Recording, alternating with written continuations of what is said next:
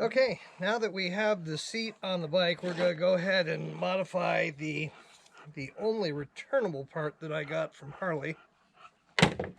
So we're going to move the old seat out of the way. I'm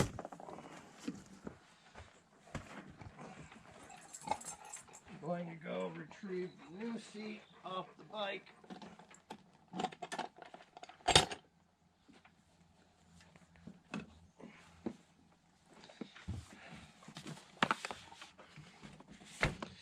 We're going to double check and verify which wires we actually need to use. And we're going to be dealing with the gray wire and purple wire with the blue stripe, not the red wire. Alright, we'll set this out of the way so it doesn't get damaged.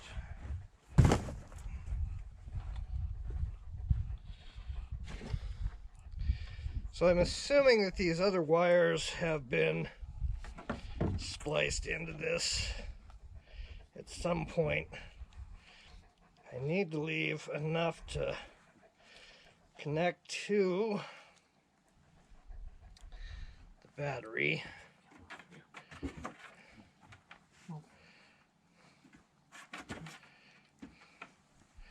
I don't care about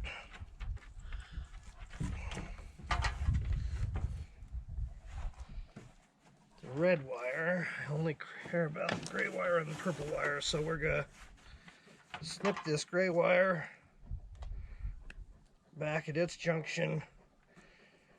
And then we'll snip the purple wire in the same place. We'll come back up to the red wire, which is not being used. And we'll clip off just enough to cap that.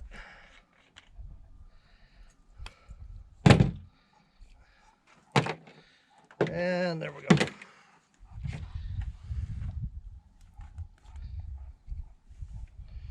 So those will go back in the sheath. I'll make sure we leave the plug on there. For any reason we need to remove the seat, we can cap off the wires. And we'll hold on to that piece in case I ever get a 2014 and need to modify it. Instructions. They may have some useful information in case I get stuck.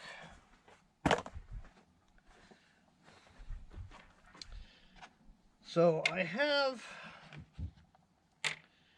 two little ends, and I should verify that those are actually going to fit on the battery. So we'll go in here and we'll get the ECM pulled out of the way, set off to the side, and get that little dude unclipped and interesting.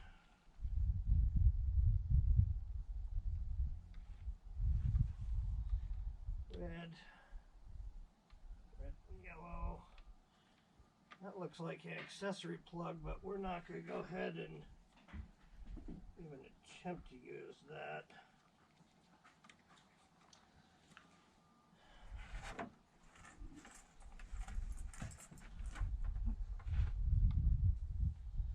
And I'm going to draw the ground bolt out real quick.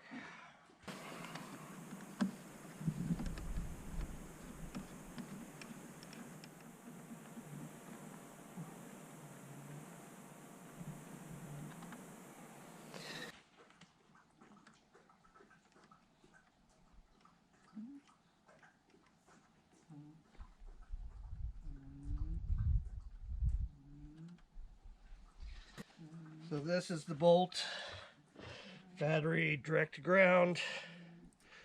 It's going to fit in there. So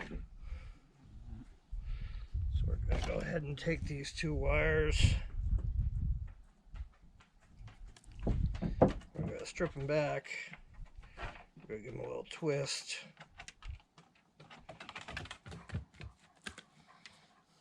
strip it back. Give it a little twist.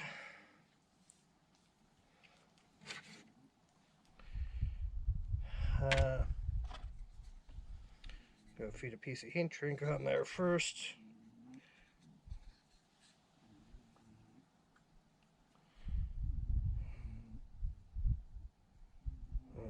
No. Stand by.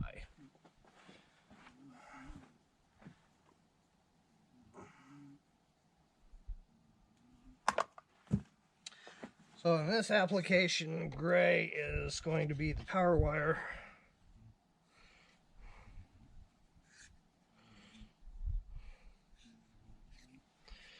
And the purple is going to be ground wire.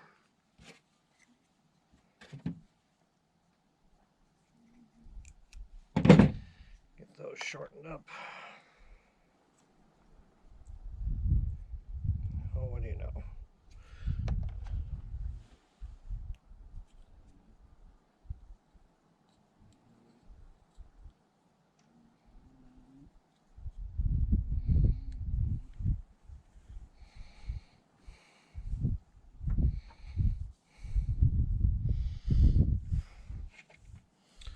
Stick the eyes on there.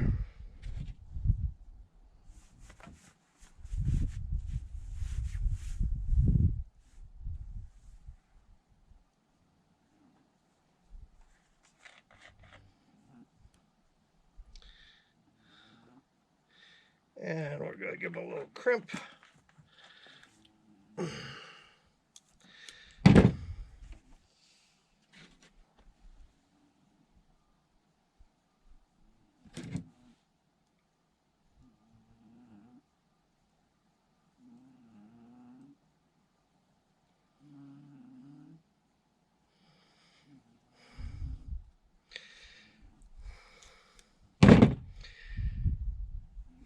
Now from here you get to choose your own adventure.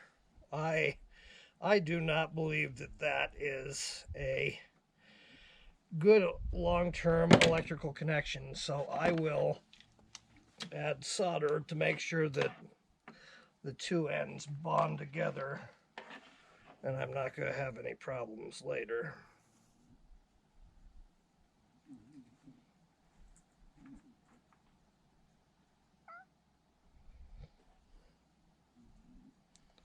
Edit this part out.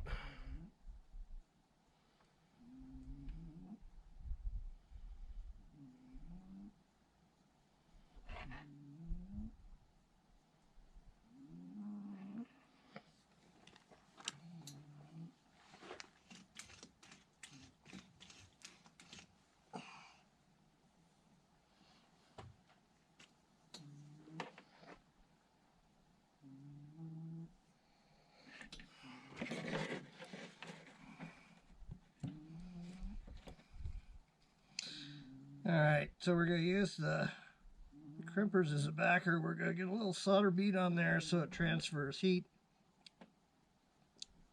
And what I'd like to be able to do is attack this from the back side and be able to draw the solder up through it. There we go. Give it a second to cool. And there you have a properly bonded wire connection. And then we'll just repeat the process on the power wire. And a little thermal bond to it.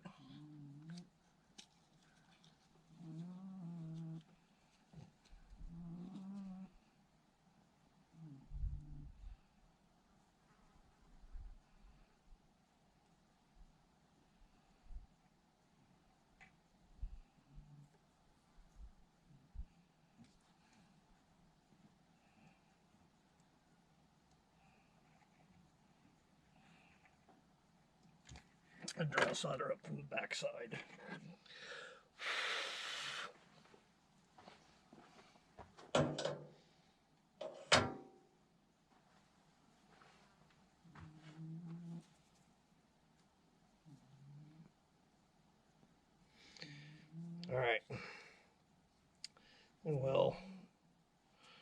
Slide our shrink tube into place.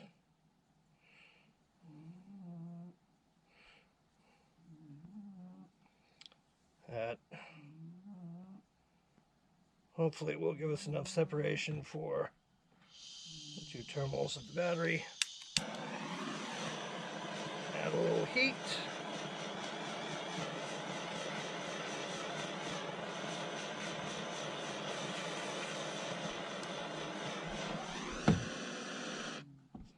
Get the tubing shrunk up.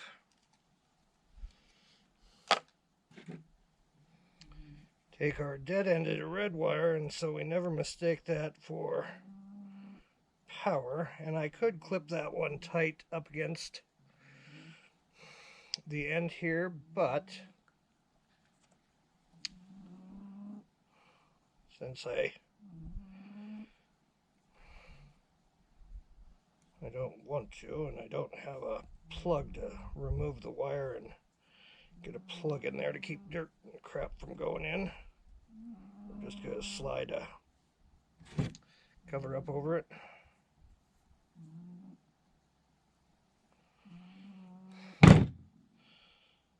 So all I did was fold the wire back up on itself. Got the smallest piece of heat shrink that was going to fit over that.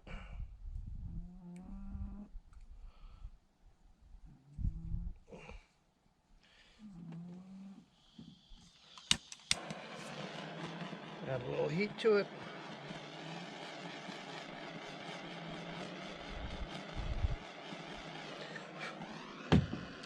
Now if the bike ever goes back into the dealership for anything, I should be able to figure out what was done with it. Now, all we should have to do is reach down here,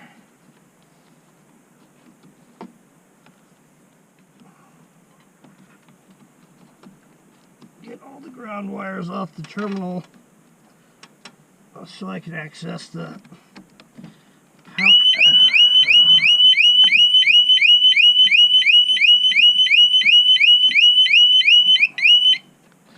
Forgot about that.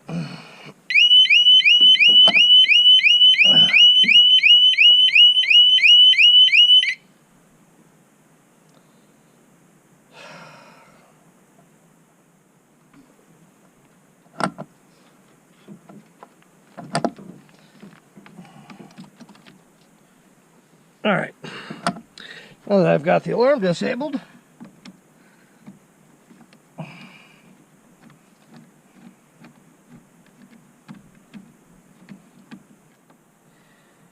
power side off.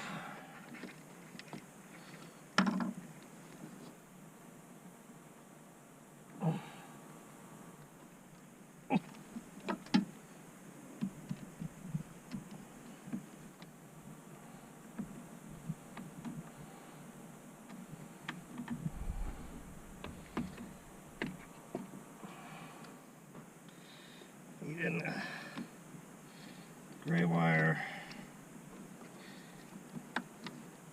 Get it reinstalled back in there. Line back up. Maybe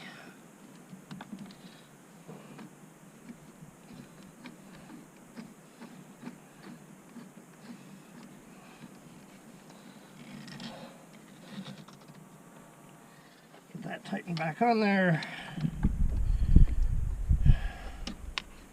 Go find the bolt. What you have to do is reach down here.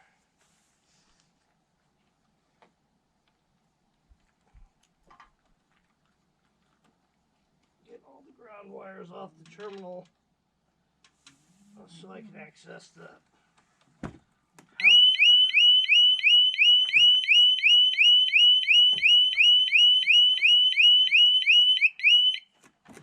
Forgot about that.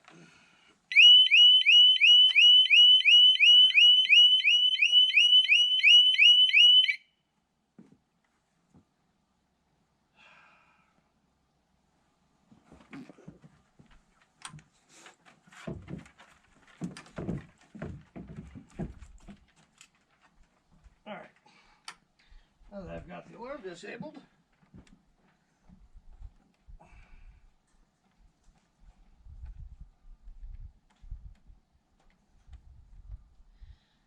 power side off.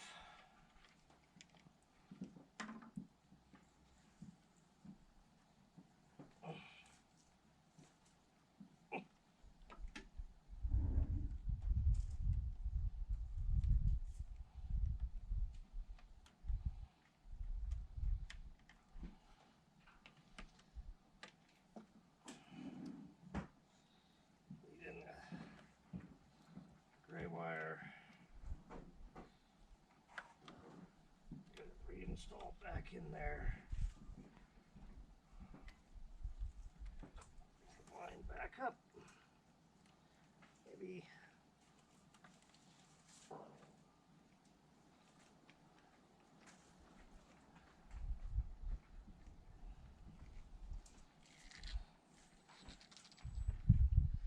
get that tightened back on there. Find the bolt for the ground. Negative. Yes.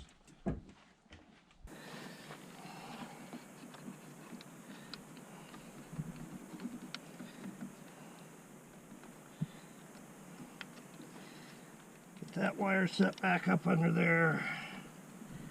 Everything roughly aligned.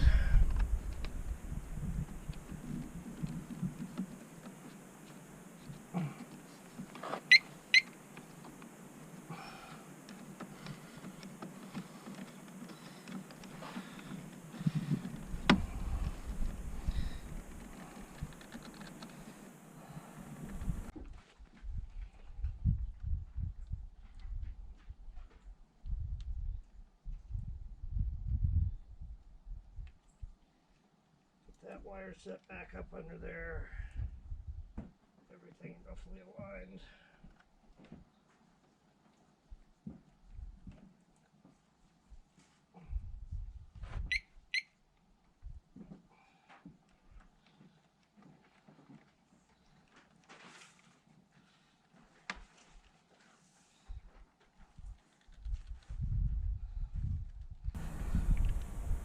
Put that back on there. Get the plug up out of the way.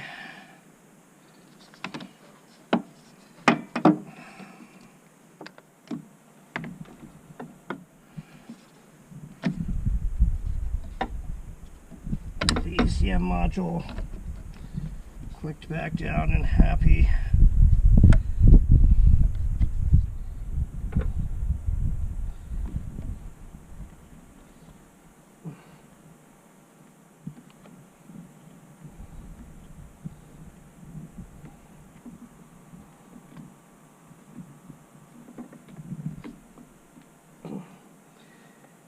Wires managed back in there. Sits right there. Just tuck right down into there. Put that back on there. Get the plug up out of the way.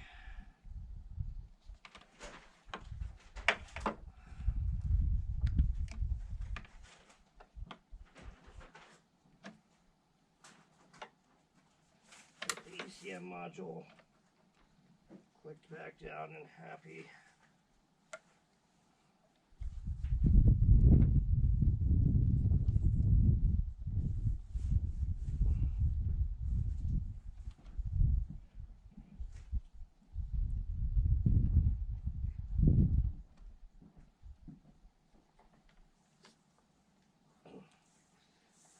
My wires managed back in there. Sits right there. Just tuck right down into there.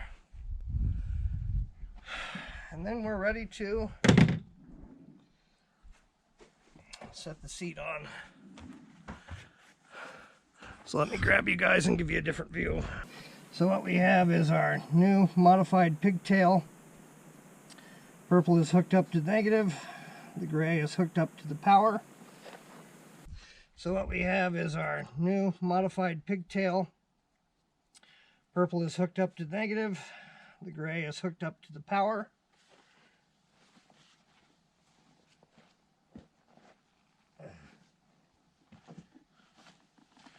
Grab our seat. Everything's turned off. It's turned on cool. There's a 7.5 fuse in place. The fuse looks to be good. Cap back. Slide those together. Turned on cool. There's a 7.5 fuse in place. The fuse looks to be good. Cap back. Slide those together. Energize the bike.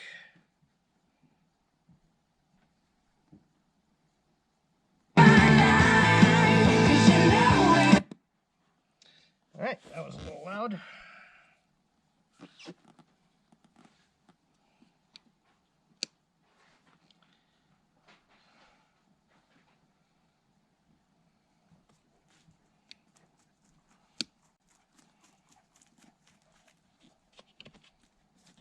And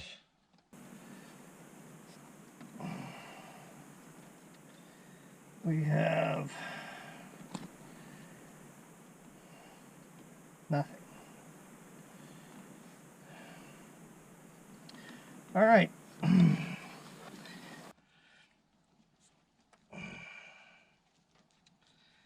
We have nothing. All right. And like a dumbass, I've hooked the power up to the ground side and the ground up to the power side. So stand by while I flip those two around.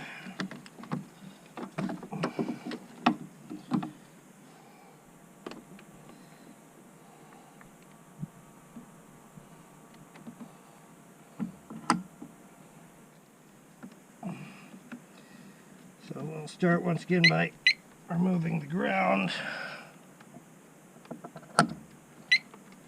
Hopefully disabling the alarm system before it. Nope.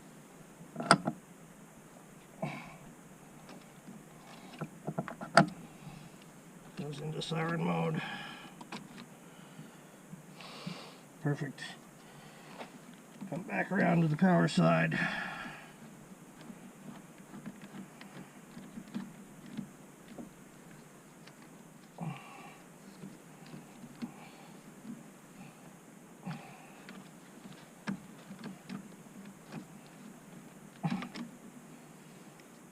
Pulled out of there. So stand by while I flip those two around.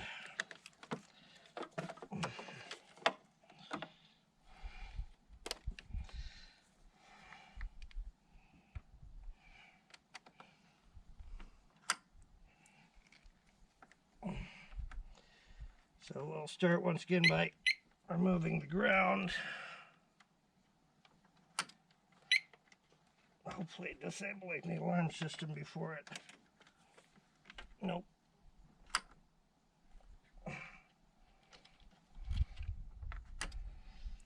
Goes into siren mode. Perfect. Come back around to the power side.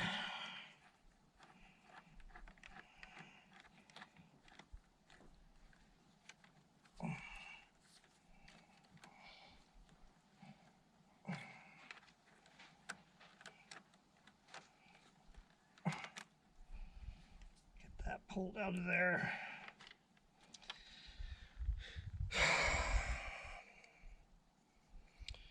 All right, well, I guess the color coding of the heat shrink will just have to be reversed.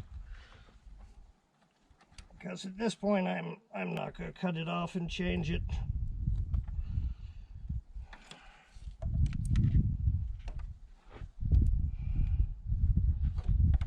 Bother me in the future, and I may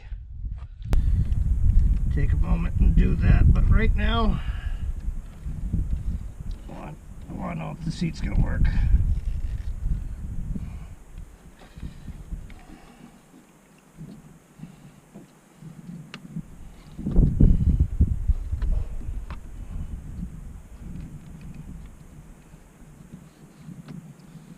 Trace back over there.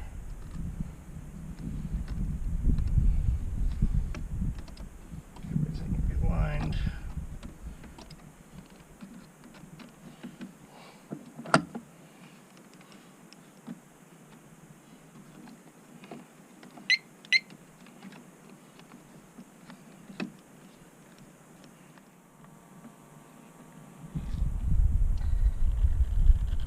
Oh, now that I think about it, I took all that time to turn the key on in the first test, and thinking about it, wired direct to the battery. I guess it's going to be important to make sure that you have the seat turned off prior to leaving the bike for any length of time, because it's not set up on the ignition switch, is it? It's set up direct to power, so it would continue to heat and or cool the seat even though you're not on the bike. Take a moment and do that, but right now I want to know if the seat's going to work.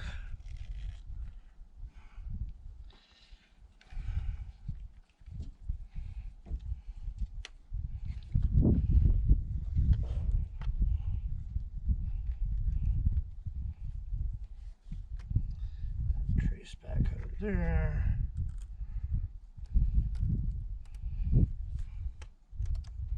Everything realigned.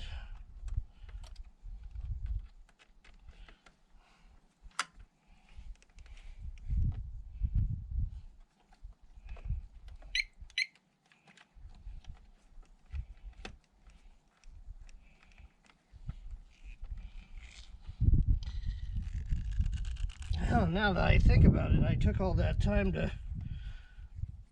turn the key on in the first test, and thinking about it, wired direct to the battery. I guess it's going to be important to make sure that you have the seat turned off prior to leaving the bike for any length of time, because it's not set up on the ignition switch, is it?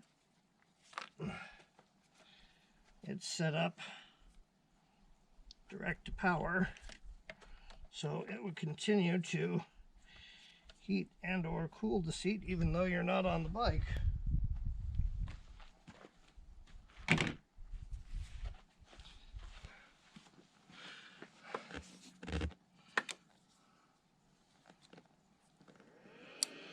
Oh, and there we go.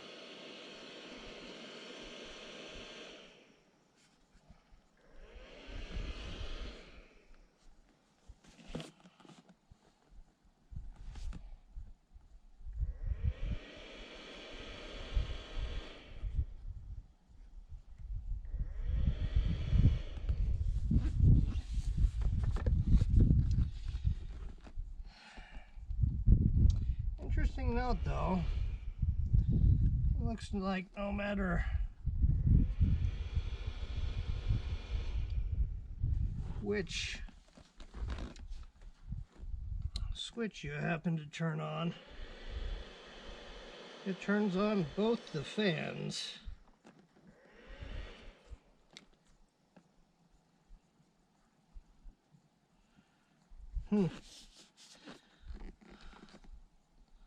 Wonder if it's going to work the same way for heat.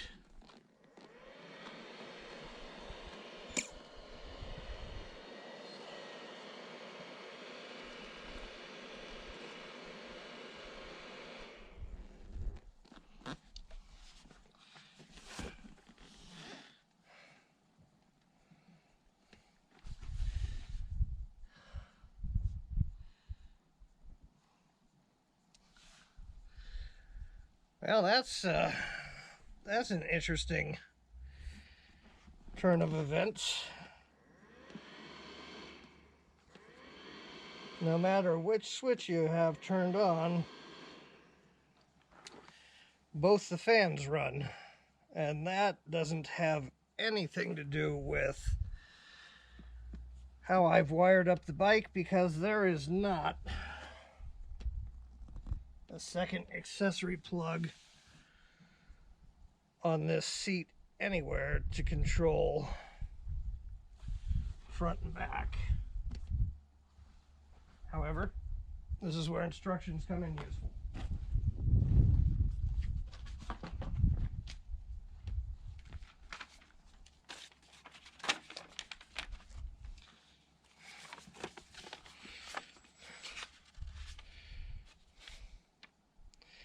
See, it requires a 4-amp electrical connection. See figure 10 tab 2 controls.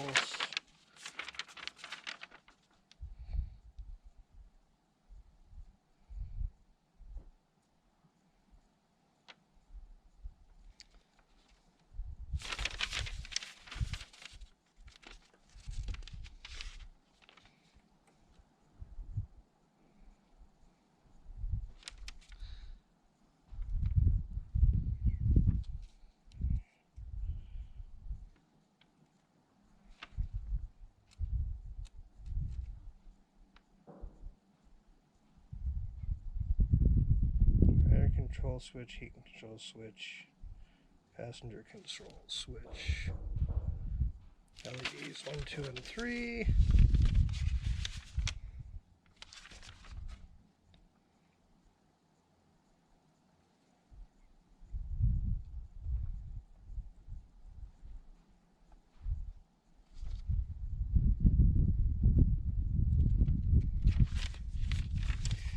Well, I don't see anything that jumps out at me at why it's doing that, but there you go. The fans work. I'm not going to leave it on long enough to find out if the heat works, but I'm sure if the fans are working, the heat's working too.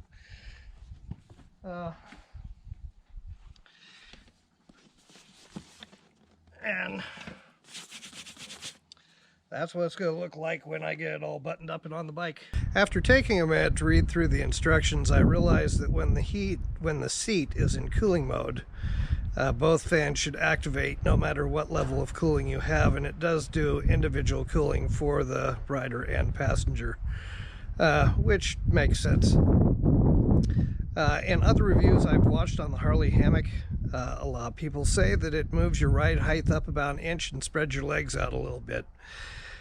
I'm going to say that yes, the seat is wider, but on a 2011 using the 2021 heated and cooled Harley Hamic seat, I definitely did not gain an inch of height. Actually, I'm sitting down a little lower, and I'm going to guess I'm maybe sitting down an inch lower. And that's interesting. I was looking at the seat that I took off, and I never ran the numbers, but it definitely says low on it. So I'm assuming that that is a lowered seat that somebody had put on prior to me actually buying the bike. But the seat that was on the 2011 is definitely taller than the 2021 Harley Hamic. It sets you down. So if you have an earlier bike and you need to run a low seat, but you've always wanted a more comfortable seat and you don't want to spend a lot of money on having your seat rebuilt, or you want heating and cooling in it, the Harley Hamic will move you down in seat height, at least on a 2011. All right, that's all I have for now, guys. Peace out.